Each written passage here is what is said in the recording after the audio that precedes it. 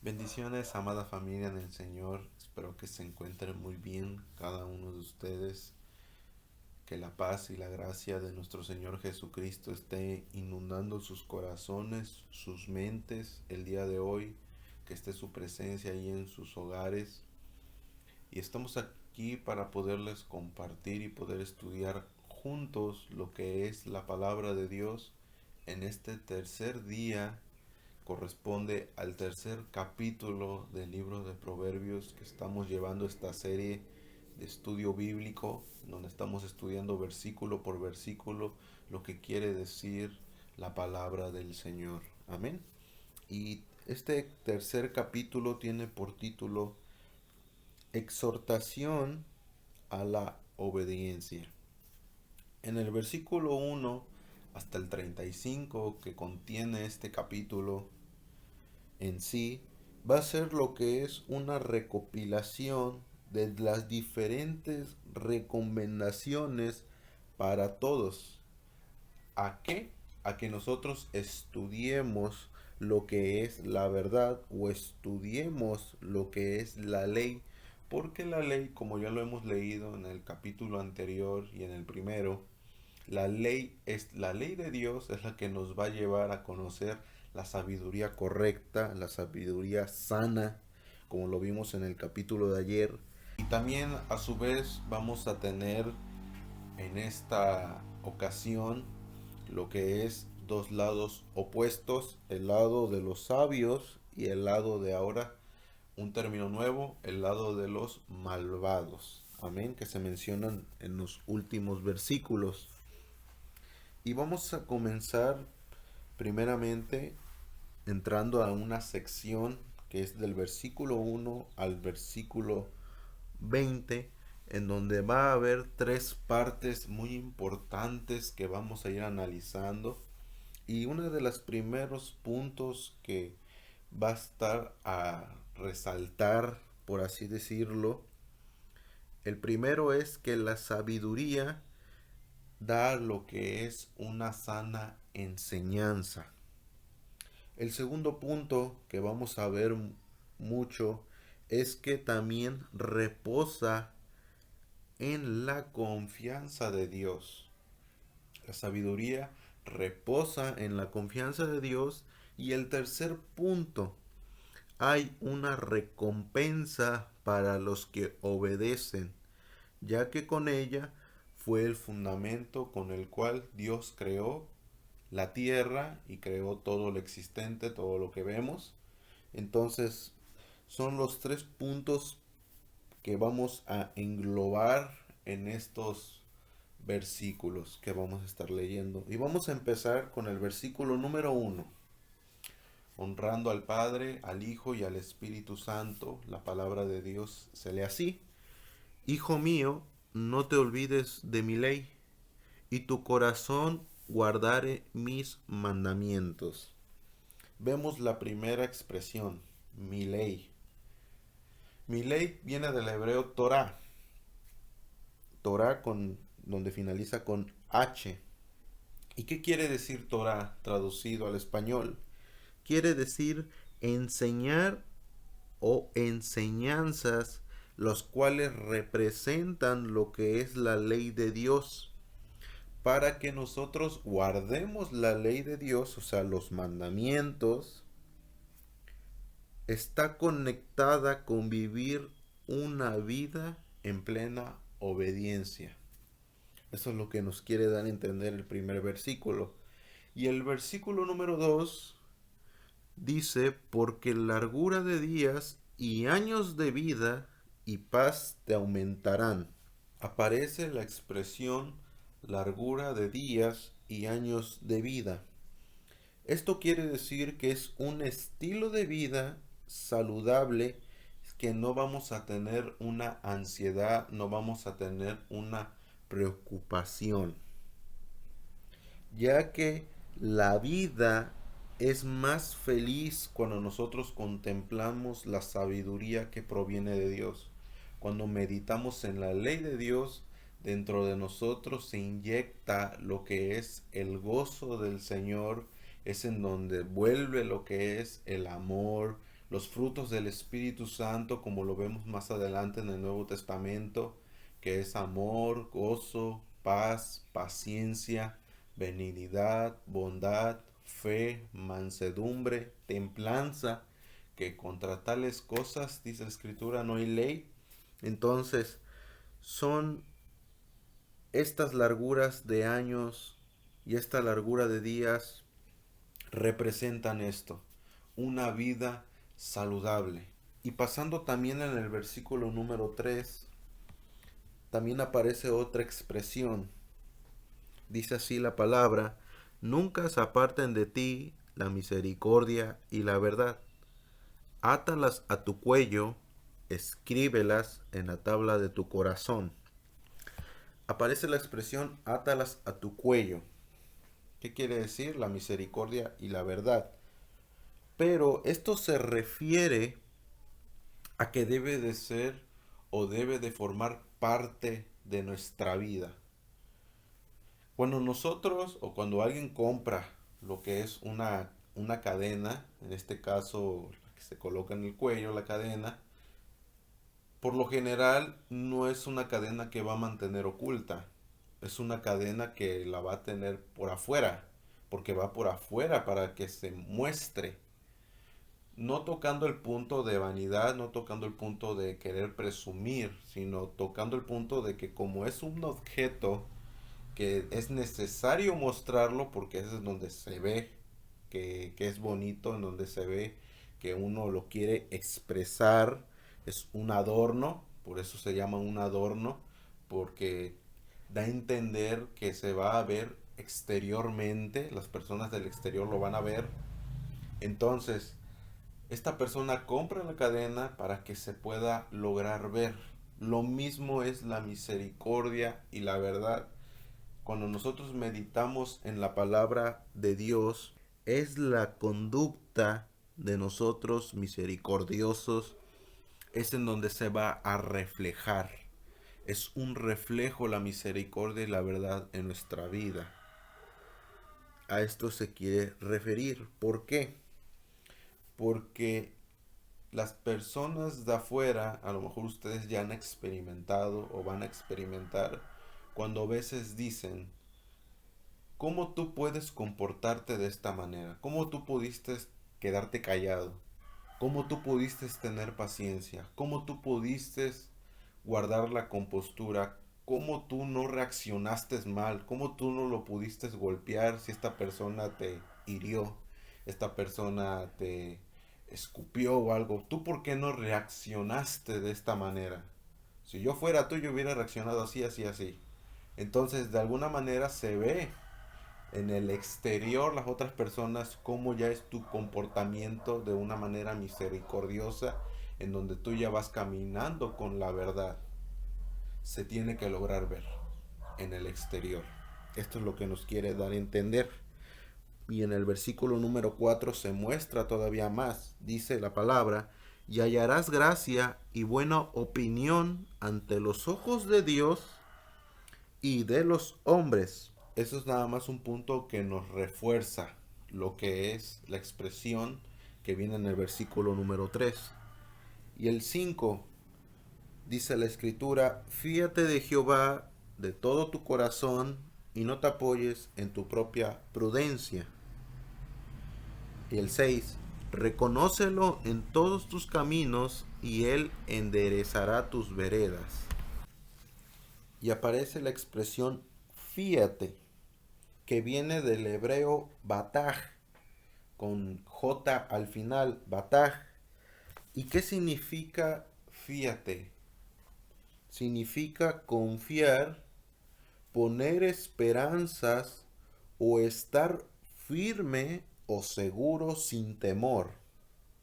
Entonces podemos leerlo así: estate seguro sin temor en el Señor. Podríamos expresarlo así, o tener una seguridad en el Señor. También nos va a instruir a reconocerlo en todos nuestros caminos. ¿Y qué quiere decir la palabra reconocerlo? Quiere decir que es una convicción firme. Es decir, como si nosotros dijéramos, o concéntrate plenamente en lo que Dios quiere hacer y en sus caminos. O sea, tú te descartas todo lo que tus pensamientos, tu manera de hacer las cosas, se hacen a un lado y solamente entra lo que es Dios a tu vida. El versículo 7 y 8. No seas sabio en tu propia opinión, teme a Jehová y apártate del mal, porque será medicina a tu cuerpo y refrigerio para tus huesos. Y aparece nuevamente la expresión teme a Jehová y apártate del mal, como hemos visto en capítulos anteriores. Y significa confiar en Dios. Somos atraídos a Él y por ende estaremos más lejos de cometer el mal cuando nosotros tenemos el temor de Jehová. Y a su vez, como estamos lejos del mal, estamos lejos de hacer el mal, también va a hacer que nuestro cuerpo se nos inyecte una medicina, como lo dice el 8, porque será medicina a tu cuerpo. Y quiere decir que ahora vamos a descansar en el Señor y nos dará paz y fortaleza, pero también nos dará un beneficio en nuestra salud física, porque toca la parte de tu cuerpo. Y la parte de tu cuerpo se refiere no solamente al cuerpo general, sino específicamente se refiere a la parte de donde está el vientre, la parte central de tu cuerpo, que por lo general cuando tú vives una vida estresada, preocupada, es la parte principal que se empieza medio a desconfigurar, porque es la parte en donde por lo general muchas de las ocasiones cuando alguien está nervioso, está ansioso, por lo general tiene más problemas en su estómago, en la parte del vientre. Eso es donde se empieza a descompensar muy rápido. Por eso es que cuando confiamos con el Señor, nosotros ahora tenemos una paz. Y una paz que se va a ver reflejada en nuestro vientre, que va a estar bien de salud. El versículo 9 al 12 dice la escritura: honra a Jehová con tus bienes y con las primicias de todos tus frutos, y serán llenos tus graneros con abundancia, y tus lagares rebosarán de mosto. No menosprecies, hijo mío, el castigo de Jehová, ni te fatigues de su corrección, porque Jehová al que ama castiga, como el padre al hijo a quien quiere. Y aparece la expresión honra, que viene del hebreo kabat, con K de kilo al principio y D al final. Y quiere decir esa expresión que es un recordatorio de que cuando ofrendamos para las causas del reino o ayudar a otros, honramos a Dios. Es atribuirle algo a Dios, el cual Él te ha dado todo lo que tú tienes. Y aparece el término primicias. Y las primicias es lo primero. Es lo primero y es lo que mejor se daba al Señor. Lo que tenía mejor calidad. Porque eran los primeros frutos que las personas daban. En el Antiguo Testamento lo vemos en el Éxodo, que es en donde empezó a representarse este término de primicias. Venía a ser el primer fruto y era el que tenía la mejor calidad, y ese era para el Señor, para Dios. Y cuando nosotros hacemos eso, serán llenos tus graneros con abundancia, como lo dice el versículo 10, pero no es una bendición o una prosperidad que tú pidas, sino que es algo que Dios te la va a dar. Ya que Dios sabe prosperar y cuidar a aquellos que a Él le honran. Las bendiciones de Jehová vienen de aquellos que lo honran, sin necesidad de andárselos pidiendo a cada rato, sin necesidad de orar a Dios y decir, necesito que me bendigas, necesito que hagas esto. Las bendiciones de Dios vienen cuando nosotros honramos a Dios. Y también aparece la palabra castigo, aparece en el versículo número 11. No menosprecies, hijo mío, el castigo de Jehová. Y la palabra castigo viene del hebreo musar, así como se escucha, musar, y significa corrección y disciplina. ¿Por qué? Porque la enseñanza es para demostrar el camino o para mostrar el camino a donde se debe de ir para hacer el bien, pero la disciplina, en este caso está dirigido como una expresión de castigo, que significa disciplina. La disciplina es necesaria para que la enseñanza sea más efectiva. Por eso nos insta en ese mismo versículo, en el 11, no te fatigues de su corrección. ¿Por qué? Porque muchas veces las correcciones de Jehová van a venir por dos situaciones. O va a venir para exponer el pecado que a lo mejor nosotros estamos cometiendo. A lo mejor es una falta que nosotros estamos teniendo muy seguido. Nos va a querer venir a corregir por el lado que debemos de ir. Pero también va a ser una guía para que nosotros rechacemos lo que es el pecado. Cuando estamos disciplinados o el Señor nos está disciplinando, ahí es como lo vemos en capítulos anteriores donde vimos el término prudencia, que significa discernimiento. Entonces nos va a dar Dios el discernimiento para que antes o cuando esté la oferta o cuando esté lo que es la tentación, nosotros ya sepamos qué camino debemos de tomar. El camino mejor de abstenernos y decir no. El Señor nos va a guiar siempre, siempre a rechazar el pecado. Lo que Dios quiere es que nosotros seamos santos, seamos santificados en todo momento y en todo lugar, seamos apartados para Él, apartados del mundo, apartados de las tentaciones. Dios quiere eso de nosotros, eso lo sabemos. Dios quiere que su pueblo sea santo, porque Él es santo. De hecho, es una expresión que Él dice, sed santos porque yo soy santo.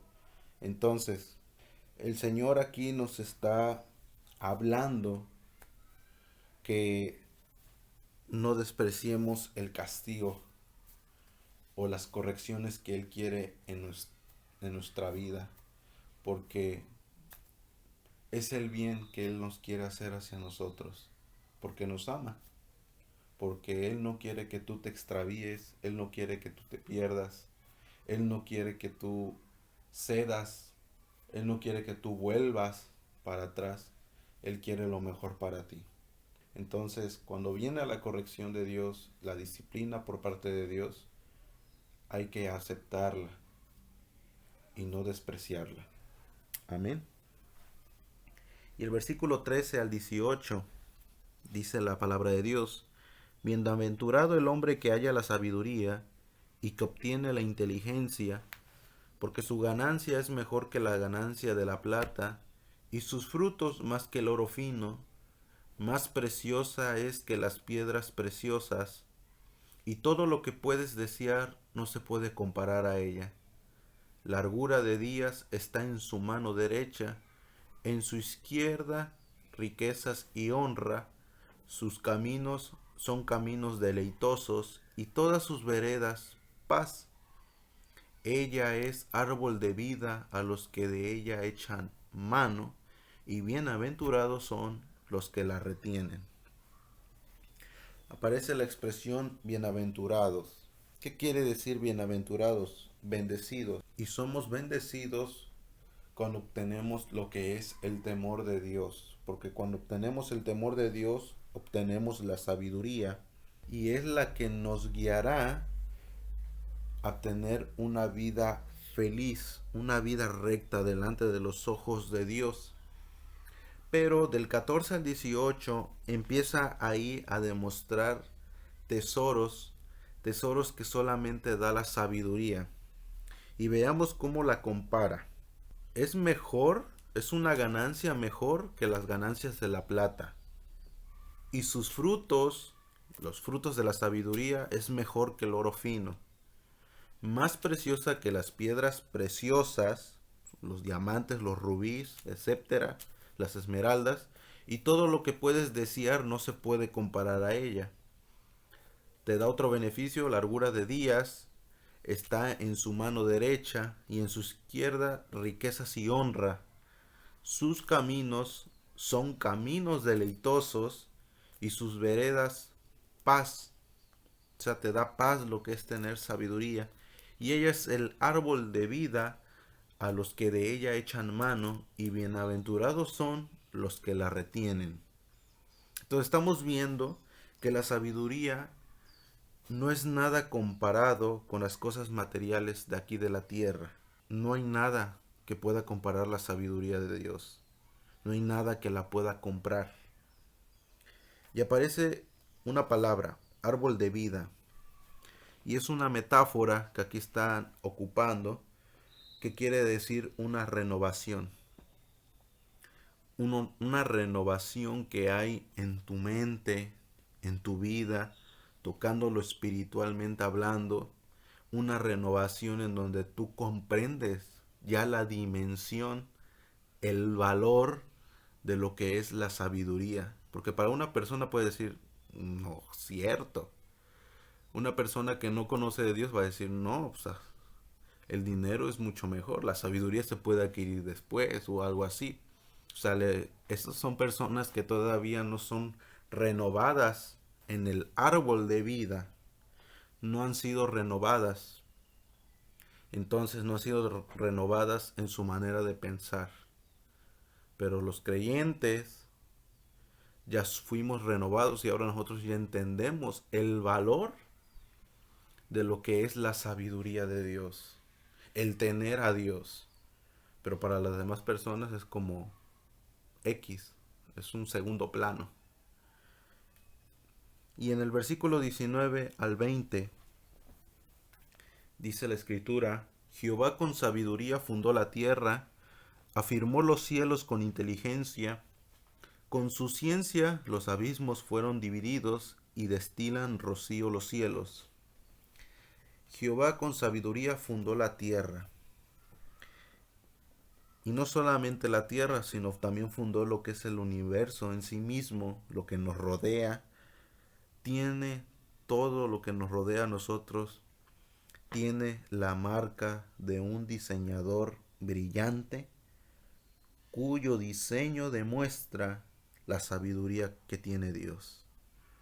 Todo lo creado, lo existente, muestra que se ocupó sabiduría. Y no cualquier sabiduría, una sabiduría que no es nada comparado con lo que hay aquí en la tierra. Es la sabiduría de Dios. El 21 al 22. Hijo mío, no se aparten estas cosas de tus ojos, guarda la ley y el consejo, y serán vida a tu alma y gracia a tu cuello. ¿Qué quiere decir vida a tu alma? Se refiere a lo que es la vida interior que nosotros tenemos, nuestra vida espiritual de uno mismo, una bendición para nuestra vida personal. Pero también nos dice gracia a tu cuello, nuevamente toca el término, que nuestra vida se adornará de las bellezas de Dios. Se nos va a impartir gracia, se nos va a impartir favor, favor delante, inclusive delante de los hombres. El 23 al 26 dice la escritura: entonces andarás por tu camino confiadamente y tu pie no tropezará. Cuando te acuestes no tendrás temor, sino que te acostarás y tu sueño será grato. No tendrás temor de pavor repentino, ni de la ruina de los impíos cuando viniere, porque Jehová será tu confianza, y él preservará tu camino de quedar preso. Aquí estos versículos que acabamos de leer demuestran lo que es una confianza, o se refieren a una confianza, una seguridad de caminar en la sabiduría de Dios, ya que Dios es nuestra confianza y por ende nosotros estamos confiados en Él. Tenemos depositada nuestra confianza en Dios. Y ya por último, entrando ya en los últimos versículos del 27 al 31, dice la palabra de Dios: no te niegues a hacer el bien a quien es debido, cuando tuvieres poder para hacerlo. No digas a tu prójimo, anda y vuelve y mañana te daré, cuando tienes contigo que darle. No intentes mal contra tu prójimo que habita confiado junto a ti. No tengas pleito con nadie sin razón, si no te han hecho agravio. No envidies al hombre injusto, ni escojas ninguno de sus caminos. Y aparece la expresión prójimo, que viene del hebreo rea, con acento en la e, rea, y quiere decir amigo, compañero, prójimo, conocido, próximo, perdón, o conocido, o alguien que necesita ayuda, o alguien que Dios puso en tu camino. Y nos recuerda una historia que está en la Biblia, en Lucas capítulo 10, versículo 29 al 37. Pero él, queriendo justificarse a sí mismo, dijo a Jesús: ¿quién es mi prójimo? Respondiendo Jesús dijo: un hombre descendía de Jerusalén a Jericó y cayó en manos de ladrones, los cuales le despojaron, e hiriéndolo se fueron, dejándolo medio muerto. Aconteció que descendía un sacerdote por aquel camino, y viéndole pasó de largo. Asimismo un levita, llegando cerca de aquel lugar y viéndole, pasó de largo. Pero un samaritano que iba de camino vino cerca de él, y viéndole, fue movido a misericordia, y acercándose vendó sus heridas, echándoles aceite y vino, y poniéndole en su cabalgadura, lo llevó al mesón y cuidó de él. Otro día, al partir, sacó 2 denarios y los dio al mesonero, y le dijo: cuídamele, y todo lo que gastes de más yo te lo pagaré cuando regrese. ¿Quién pues de estos 3 te parece que fue el prójimo de que él cayó en manos de los ladrones? Él le dijo: el que usó misericordia con él. Entonces Jesús le dijo: ve y haz tú lo mismo. Y aquí vemos 5 puntos que nos instan a cómo nosotros debemos de tratar al prójimo. El primero: no negarte a hacerle el bien. Tiene que entrar lo que es la bondad, el amor, la sensibilidad y el dolor hacia los demás. Ya no estamos para ser yoyos, o sea, yo nada más y yo nada más y yo nada más, sino para ver el bien de los demás, más que nada. Ya no estamos primero nosotros, sino también están los demás. El segundo punto: no des la espalda ni te demores. Quiere decir que la respuesta, o nosotros tenemos que dar respuesta en el momento que surja. No esperarnos a que mañana o pasado, sino en el momento que se requiere la ayuda, en ese momento hacerla. El tercero: no intentes el mal. Quiere decir que tengamos paciencia, una paciencia amorosa, no desesperarnos, no intentar hacer el mal. El cuarto punto: no tengas pleitos con nadie sin razón. ¿Qué quiere decir? No pelear los unos con los otros, sino dejar que mejor entre la justicia de Dios. y no hacer nuestra propia justicia con nuestras propias manos o nuestra propia manera de pensar. Y el punto número 5, no envidies al hombre injusto. ¿Qué quiere decir? No desear cometer el pecado o no desear quebrantar la ley de Dios que nosotros tenemos guardada en nuestro corazón.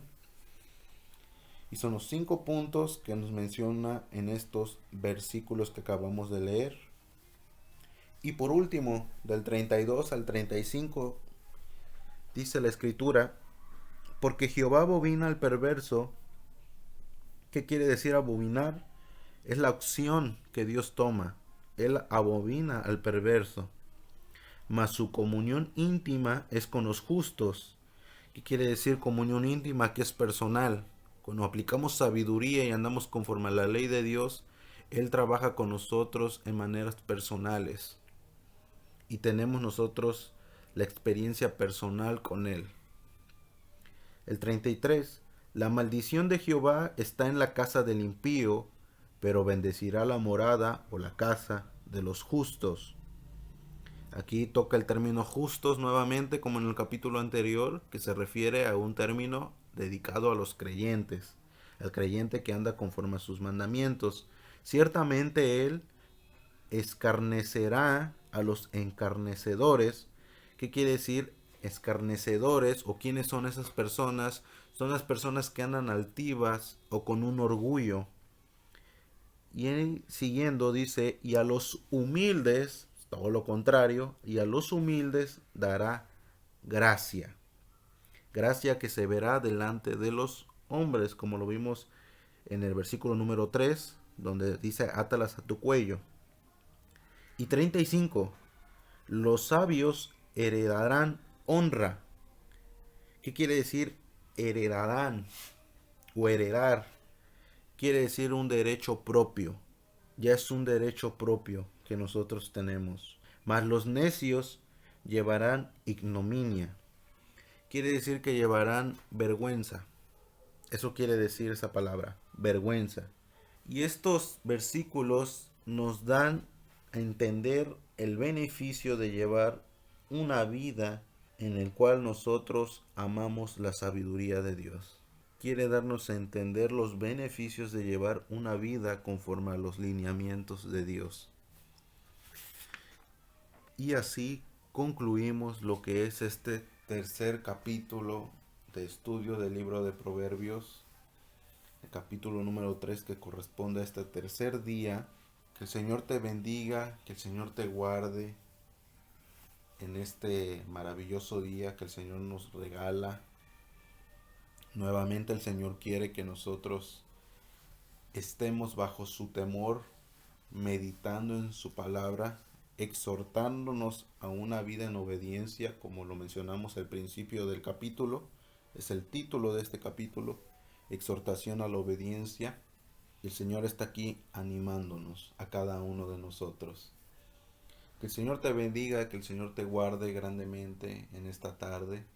Que la paz y la gracia de nuestro Señor Jesucristo se encuentre en tu hogar, con tu familia, en donde quiera que te encuentres. Y nos vemos mañana, primeramente Dios, con su favor, para compartir lo que es el cuarto estudio de esta serie, meditando en el cuarto capítulo de lo que es la palabra de Dios. Bendiciones para ti y para toda tu familia. Saludos.